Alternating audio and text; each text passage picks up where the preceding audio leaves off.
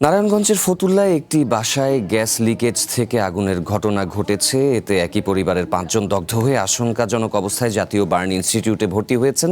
সেখানকার চিকিৎসকরা কি জানিয়েছেন সেই তথ্য জানাতে আমরা সরাসরি যাচ্ছি সেখানে।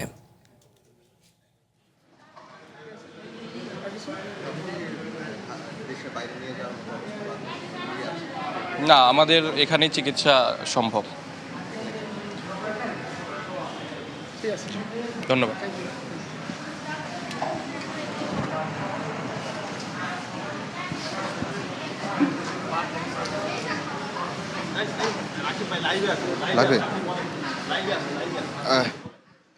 কিছুক্ষণ দেখলেন যে কিছুক্ষণ আগেই তারা করছিলেন এবং বললেন যে তাদের প্রত্যেকের 35 থেকে 95% তাদের কিন্তু পুড়ে গেছে এবং এখানে জানেন যে তারা আসলে গ্যাস লিকেজের কারণে এই বিস্ফোরণটি হয়েছে এবং পরবর্তীতে যে এলাকাবাসী তারা কিন্তু এখানে নিয়ে আসেন এবং ঠিক 7টা নাগাদ এই বিস্ফোরণটি ঘটে এবং আমরা এখানে তার পরিবারের একজন সদস্যকে পেয়েছি, তার সঙ্গে একটু কথা বলবো, আসলে তার থেকে সার্বিক বিষয়টা জানবো। ঘটনা ঘটেছে কি আমার সন্দেহ যে লাইনের যে গ্যাস এটা মনে হয় পাইপ মনে লিক আছিল, বুঝলেন। লিক থাকো এই খোলা মাইয়ে তো সরু ছিল আর মনে ওই চুলা দিয়ে ধরাইছে, এই আগুনটা লাগবে।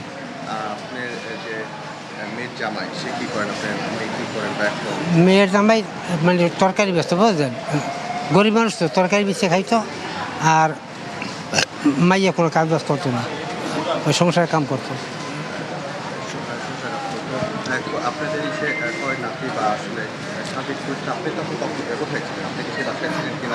আমি মনে করেন বাসায় দিয়ে 7টার সময় ঢুকছি, 10 মিনিট পরে দিয়ে আমার খবর কইছে, মানে হ্যাঁ থাকেন বাসা ভাড়া লইয়া আসলো, হ্যাঁ মাঠে খবর কইছে যে আপনার মেয়ে জামাই নাতি পুরিয়া হ্যাঁ ঢাকা মেডিকেল লই গেছে।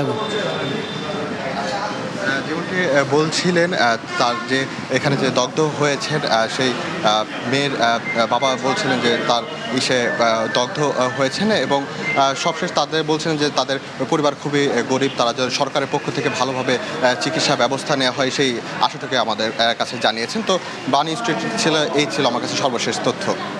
রাকিব, আপনাকে ধন্যবাদ। নারায়ণগঞ্জে একই পরিবারের 5 জন দগ্ধ হয়েছেন সে ব্যাপারে সর্বশেষ তথ্য শুনছিলেন সহকর্মীর কাছে।